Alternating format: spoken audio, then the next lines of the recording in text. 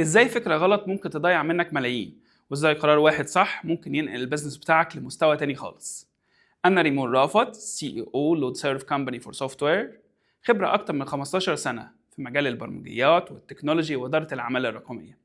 اشتغلت على مشاريع كتير مع شركات وأفراد وهيئات حكومية في مجالات مختلفة، وشفت ناس بتخسر فلوسها بسبب قرارات تقنية غلط، وناس تانية بتكسر السوق لأنها فهمت اللعبة صح. عشان كده قررت أقدم ليكوا حلقات كلام مهم من لود سيرف. الفيديوز دي هتكون المكان اللي هنتكلم فيه عن كل حاجة تخص البزنس والتكنولوجي والتطوير البروفيشنال.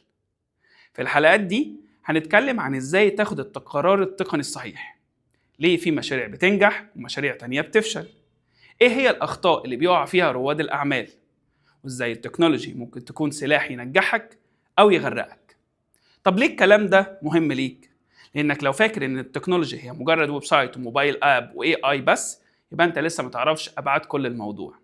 ممكن معلومة أو فكرة واحدة تسمعها مني تغير طريقة تفكيرك وتساعدك تبني بيزنس ناجح بدل ما تضيع فلوسك على الفاضي.